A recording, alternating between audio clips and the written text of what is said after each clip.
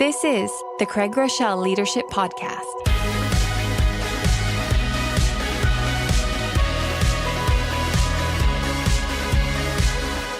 Well, welcome back to another episode of the Craig Groeschel Leadership Podcast, where we're very, very passionate about helping you become the leader that other people love to follow. If you're regular with us, you may say, wait a minute, it's not the first Thursday of the month. And the reason is because this is a bonus episode. In fact, in this episode, this will be the first time we've ever done an interview. And I'm incredibly honored and excited to interview one of my closest friends and one of the most innovative leaders that I know anywhere in the world, Bobby Gruenewald. Hey, thank you, Craig. It's an honor to be here. It's great to have you on. I could tell him a little bit about some of the impressive stuff that you've done. You've been featured in the New York Times and CNN, NBC, Harvard Review. You're named by Fast Company. This is one of my favorites, by Fast Company, one of the most 100 innovative and creative business leaders in America. Very impressive. We could go through all those kind of things, many of the businesses you built and sold, but to me, what is very impressive is your maximum bench press weight, which is how much? Can you tell us? You're going to seriously ask me I'm that? 100% asking. We're starting with bench press. What's your max? 345. 345. That is impressive. Forget the 100 most top creative, innovative people in America. I don't know if I could ever do it again, though. I think that was a one and done thing for me. That's pretty impressive. But so on a more serious note, we in our last episode, we talked about the theme of innovation, and you've been named and called by people all over the world as truly one of the most innovative minds. Before we talk about innovation, can you tell me just a little bit about your background? Sure. I was an entrepreneur first. I actually was in school studying finance, and I started two different technology companies. The first was back in 1996. It was a web hosting company. I sold it in 1998, had some success with that, and then went on and started another company where we had an online content portal, an online community, and sold that in 1999 to a company that Goldman Sachs took public in early 2000. So I started as an entrepreneur before I then eventually moved into a role at the church. So people may not be able to track with you on the dates, but so you were in college starting businesses and would have barely been out of college before you sold your second tech company. That's correct. It was between ages 19 and 23, I think, is how old I was back then. Yeah, most people were just trying to get out of bed, and you were building and selling companies. So along those ways, I mean, that's innovative, just to come up with the idea, to execute, to build a company, to make it attractive enough that someone else wants to buy it. That's impressive. In the last episode, we talked about the 4 essential qualities of innovative leaders, and I'd like to recap those and then talk through them with you. We talked about every innovative leader needs a problem to solve. A problem is actually just an opportunity, if we kind of reframe it. They need limited resources. Most people think they need more, but it's actually fewer resources that spark and drive innovation. The third thing is they need a willingness to fail when many people aren't. They're playing it safe. And then finally, you need a crazy idea. I can't remember exactly how many years ago, I think it's a little over 10, that you came to me with a crazy idea that has now impacted millions and millions of lives. Our church was honored to create the YouVersion Bible app, which we're celebrating an anniversary you can tell us about. It's now on 330 million devices, all from a local church. It was all your idea. Tell me about the story behind this crazy idea. Sure. Well, the original idea was actually birthed in the Chicago airport in 2006. I was in a long TSA security line at the airport, and I'm not sure why God used that moment, but in that security line that day, I was thinking about this question of, I wonder if there's a way that we could leverage technology to help people engage with the Bible. Particularly, I was thinking about me, because I had struggled to consistently read the Bible, even though I desired to, I wanted to. I just couldn't quite find the interface with it that fit with kind of the busyness and the travel and the way that my life was at the time. So there in the airport that day, this idea came for YouVersion. The original idea was actually for a website. And so that was kind of where the idea was birthed. And of course, then I came and talked to you and others on the team about that after I got back from the airport that day. Right. So essentially you just said thought number one is there was a problem to solve. And that is you wanted to engage consistently in Scripture, and you weren't doing so. And so this problem became an idea of creating a website. Talk to me a little bit about limited resources, because everyone has limited resources. We only have so much time in the day. We only have so much access to capital, to money. We've only got so many people we're working with. If you go all the way back to 2006, we were much more limited as a church with resources then. Many people would say that's a problem, but it wasn't a problem to you. Yeah, no, I think I've found that limited resources are oftentimes the things that drive, innovative ideas. And we certainly were faced with limited resources. We didn't have a team that was ready to build a website. We pretty quickly realized that we actually didn't even have the right relationships at the time, because we didn't realize we needed to license the Bible text to be able to build this website. So I began to try to think creatively about people that I knew, that I thought might have access to the people that could make those types of decisions. There's a person here in our community named Mark Green who had a series of a group of Christian bookstores. I thought Mark might know some people, and I didn't really know Mark, so trying to work to get in touch with him so we could figure out how to overcome that obstacle. So each step along the way at the beginning, we found that we really had very little, but my role was to cast vision for this, to really kind of find those people and find the resources that God could use to do it. But if we had started saying, hey, we need to have all this in place before we could begin, we would never have started, because we had so little at the time and so much that we needed. So, Bobby, you said that we were going to create a website, which is true. You have to be willing to fail in order to be innovative, because sometimes the great idea, the breakthrough idea, isn't the first idea. Sometimes you have to fail along the way. Talk to me about the willingness to fail. And did our first attempt, was it a home run, or what happened? Yeah, so we started with that idea for the website in 2007. Launched the website in September of 2007, and just a few months in, really even a couple months in, we realized that it didn't work. I mean, it technically worked, but it didn't change how I read the Bible. In fact, I went to the website to use it only because we created it, not because it naturally was something that worked. And you mentioned that fear of failure. A lot of times I've heard that used to reference the fear of starting something new, because you're afraid you might fail, so you don't start it. I've actually found that there's a lot of people that don't have any trouble starting something, but they have trouble acknowledging when it fails, to actually admit that it was a failure.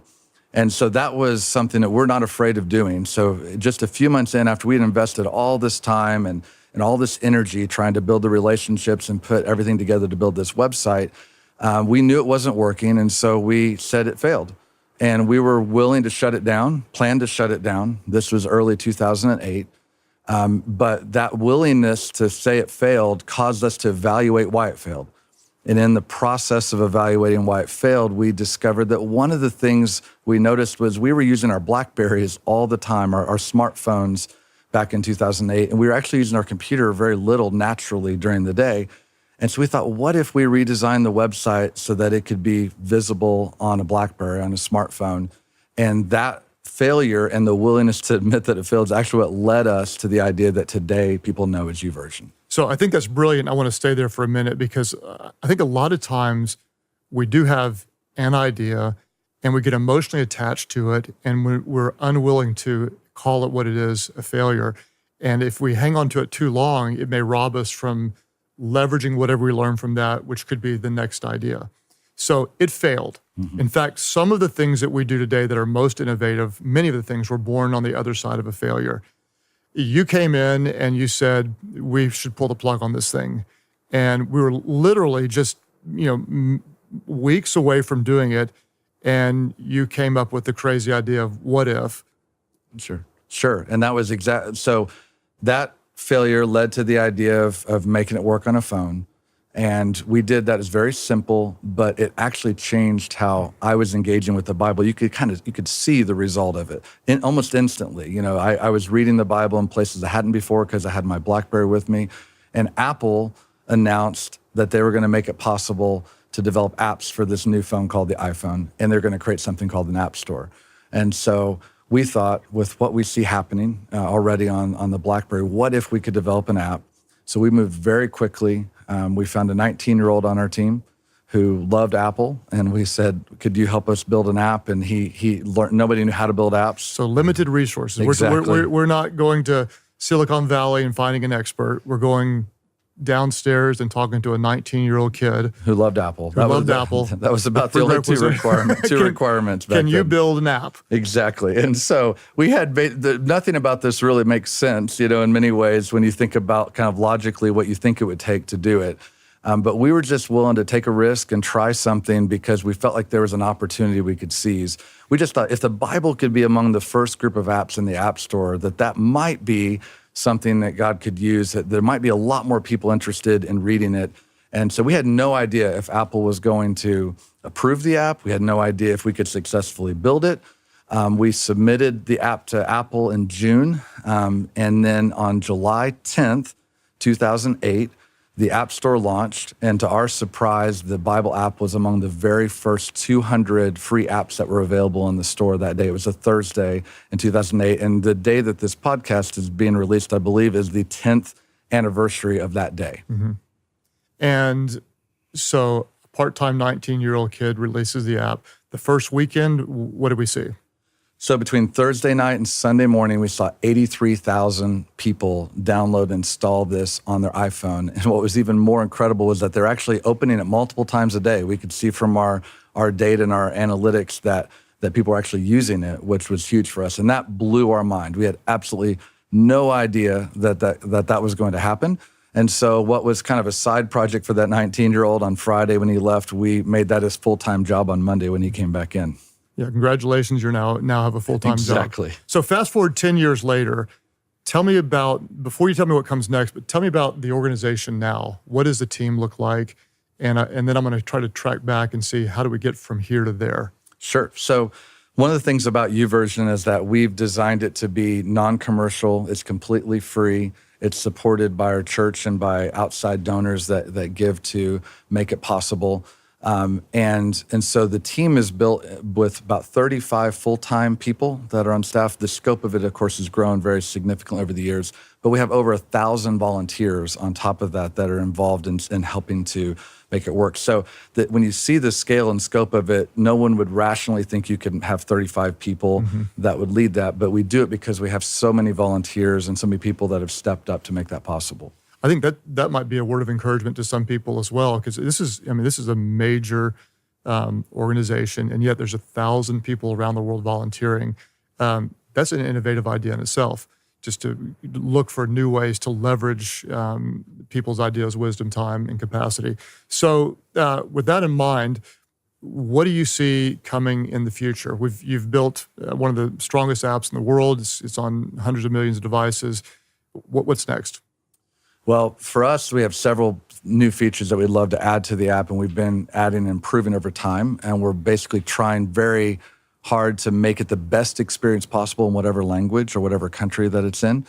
We just are announcing that we have a brand new app that we're launching. It's really pretty amazing technology that the team came up with, and it basically allows you to take a photo of anything, and it will recognize the objects that are in the photo, and then it will find the best and the most appropriate verses based on the objects that are in the photo.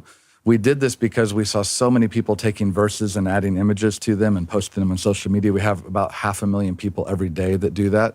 And so we saw the momentum of that, and we thought, what if we create a tool that makes it easier for them to see how the Bible connects to their everyday life, to help them rediscover those moments that they have in their life.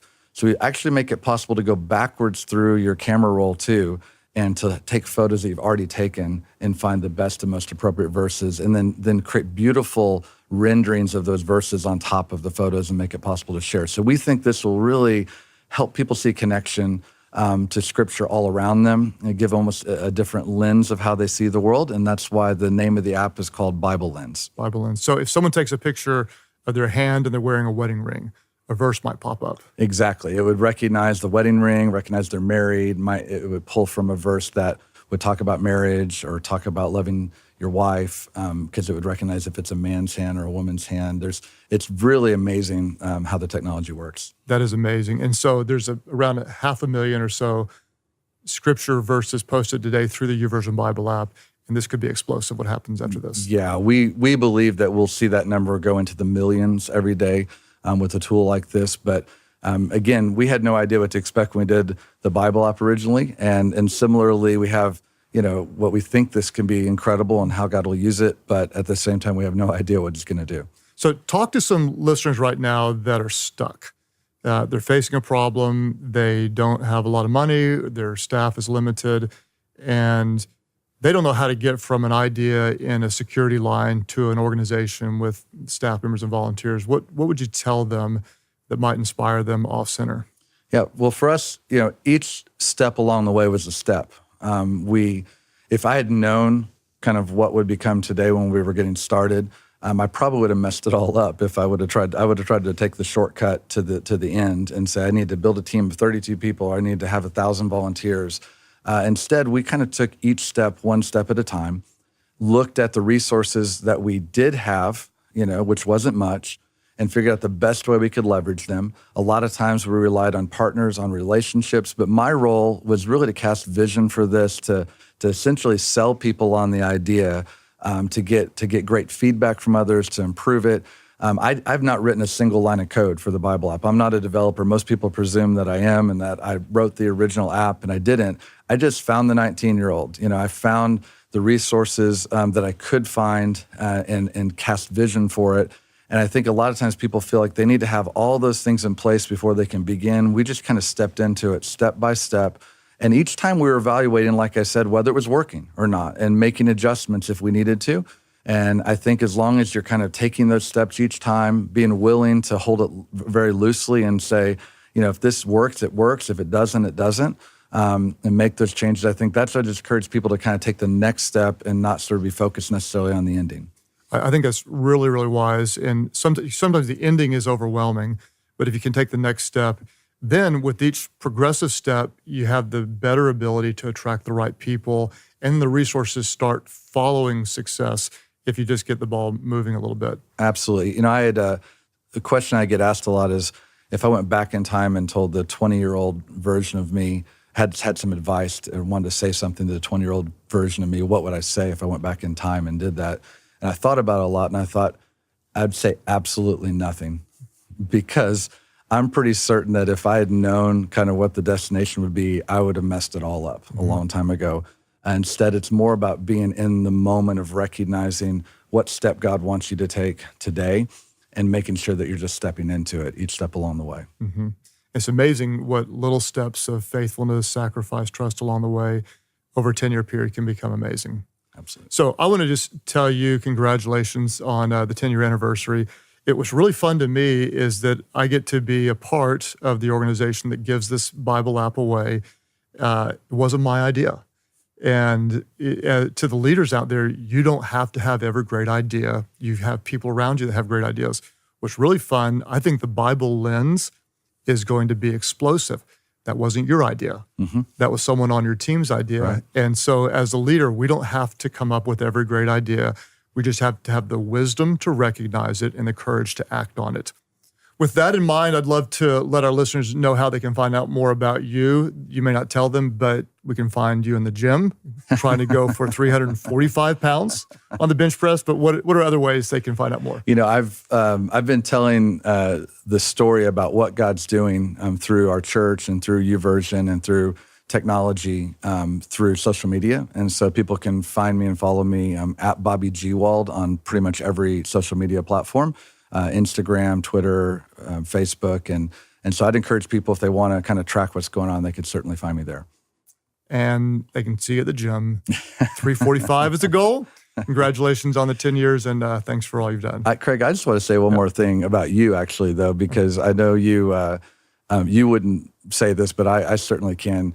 You're, as a leader, a very empowering leader, and you talked about the fact that this idea didn't come from you, and yet God used our church to do it. And you created an environment where people like myself can actually thrive. And that's remarkable, as a leader. I used to run companies when I started them and ran them, and I'm more than honored to work under your leadership. And it's because you're a very empowering leader.